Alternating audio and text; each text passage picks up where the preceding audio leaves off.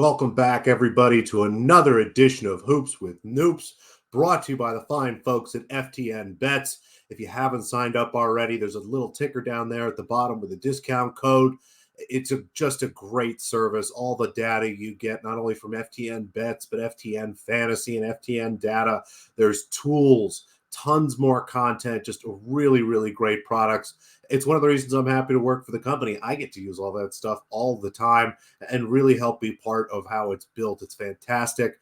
Thanks again, everybody, for watching. Right off the top here, be sure you're subscribed to this channel to get all the great FTN content.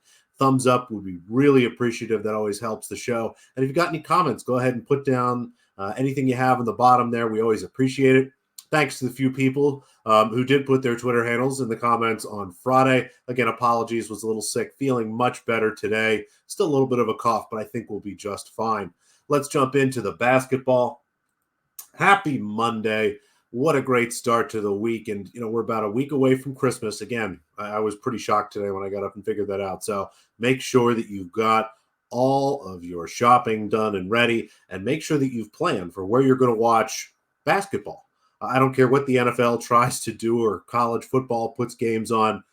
So Christmas Day is for basketball, and NBA basketball specifically.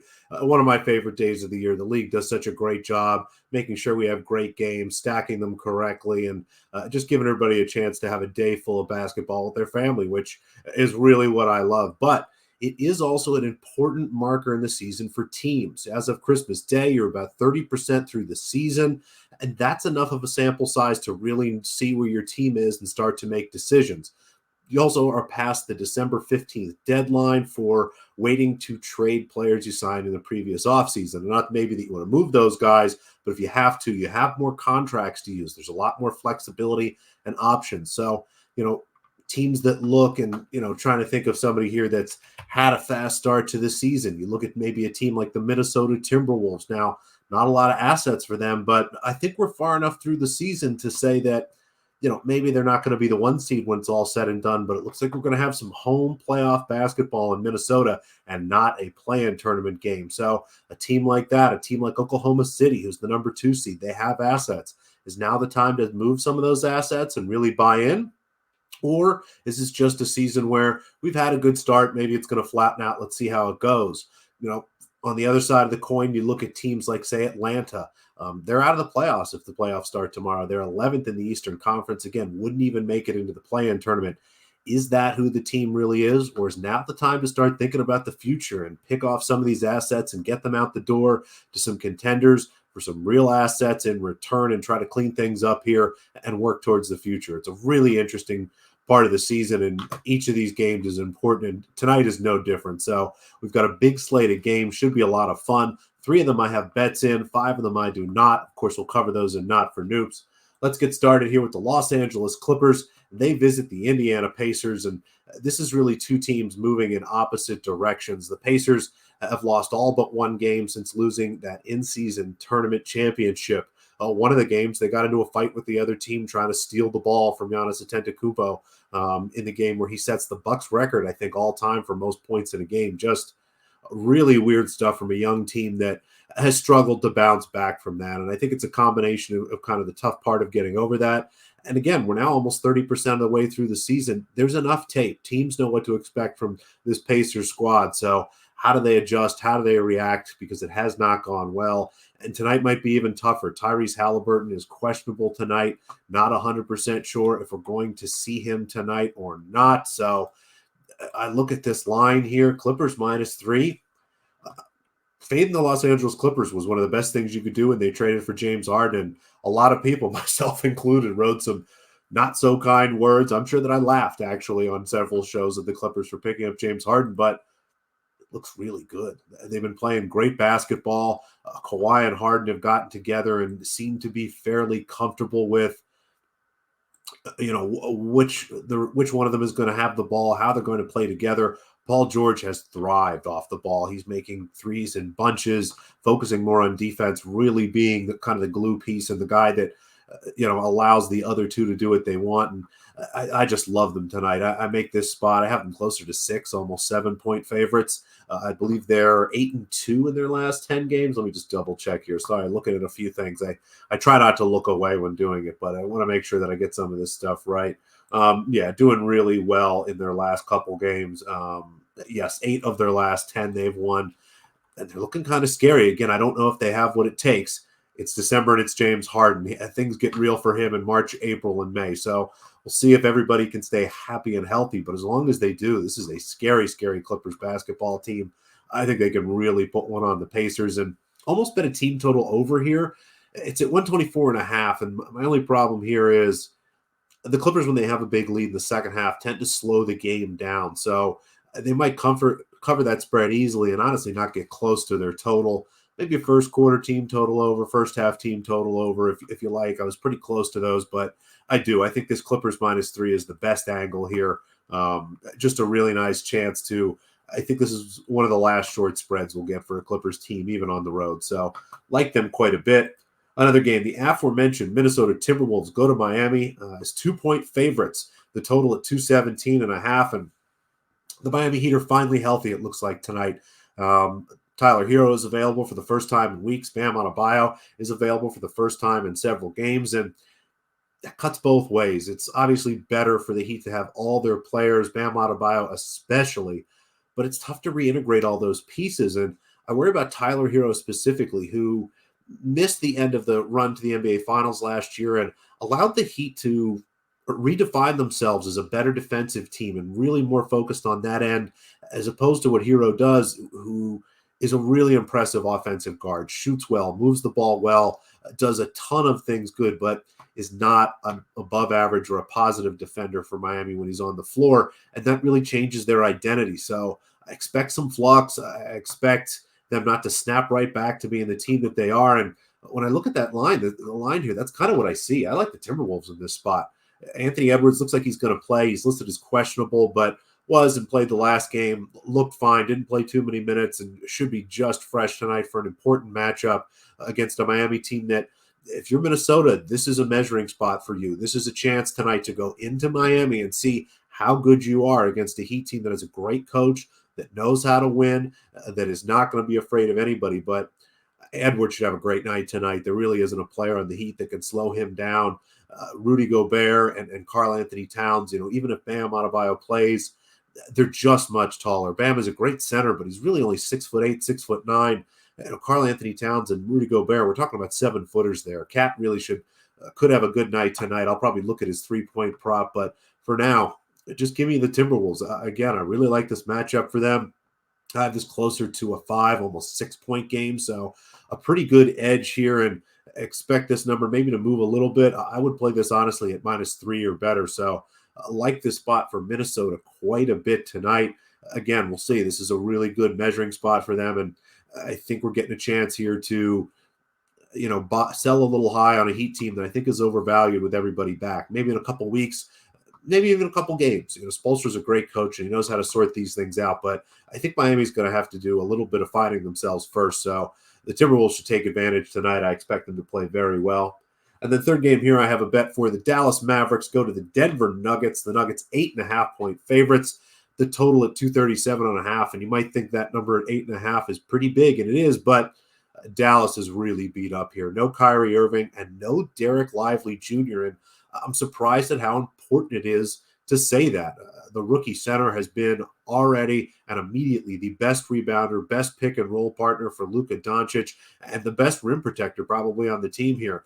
Been really important to unlocking a lot of success of the Dallas Mavericks, and unfortunately, he's not going to be out there tonight and against Nikola Jokic, the time when you really want your best big men to be available.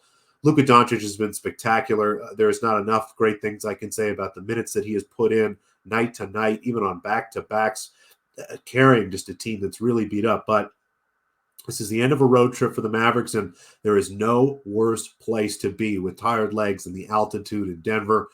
The Nuggets know how to make the best use of that. They play at a fast pace at home, really push teams and try to tire them out. And I just think this is a really down spot for the Dallas Mavericks, but not going to bet that full game number. That's actually pretty close to where I'd have it. I have the Nuggets a little better favorites, but One of my favorite bets, it's done well for us, and we'll keep going back to it, is the Denver Nuggets in the first quarter. The spread's 2.5. I would play it at this number. If it's 3, maybe you have less than standard juice, but 3 minus 110 is probably not a bet. So a little close here, but I've said this before, and I'll keep saying it.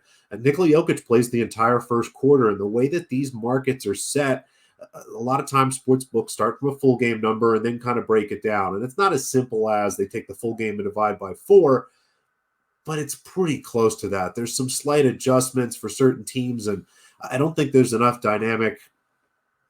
Again, I don't know if there's enough dynamism into those adjustments, and they definitely haven't done a good job of adjusting for the fact that Jokic, again, plays all 12 minutes of the first quarter. That is 3 to 4 minutes against a team's backups, and that really what you should have is a more heavily weight to the first quarter for Denver, maybe a little less in the second quarter, but I continue not to see that. I have this at 3.5, basically 4, which is a nice edge for first quarter. Again, try to stick to a point here at least in the first 12 minutes, and this just looks like a really nice opportunity. So we'll keep playing this as long as we can, but keep an eye and see if these numbers start to drift out eventually.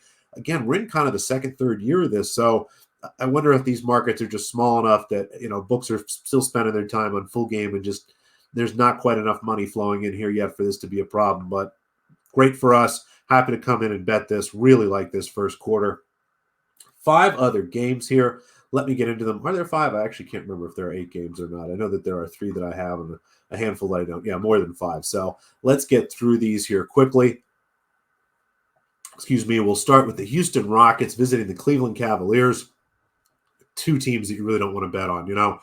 Do we want to take a Houston Rockets team as a small underdog, a Rockets team that has been defined by their greatness at home? They're in their second night of a back-to-back, both games on the road, just a really awful spot. Conversely, the Cavaliers are without Darius Garland and Evan Mobley, and they're a much different team when they have all 4 guys healthy. Really just cannot bet that game. I had it pretty close to the number, and again, it's a tough number to make. Do lean towards the Rockets. I think that they are still a good team, even though they've been mostly successful at home. But tough spot. Happy to let that one go. My Philadelphia 76ers host the Chicago Bulls. Sixers are 10.5-point favorites. The total of 226, and 10.5 seems shorts for a team that has won their last 4 games by 45, 18, 32, and 53 points. Now, the Chicago Bulls, especially without Zach LaVine, are not nearly as bad as the Wizards, Pistons, and Hornets, but they're not very good. Nikola Vucevic has struggled against Joel Embiid, and the reigning MVP has generally crushed him, and this should be a nice spot. Now, the number's pretty close. I do show a little bit of value on Philadelphia. I think this should be probably closer to 12, but again, tough to figure out a Chicago team that has played much better in a short sample size and knows how to ugly these games up. So a chance that they could come in and sneak in the back door here and cover 10.5. Again, every way I look at it, I feel less certain. So happy to pass on that one. Detroit Pistons at the Atlanta Hawks. The Hawks 12-point favorites. I love Pistons team total unders, but we can't take that against an Atlanta Hawks team that has struggled to guard anyone.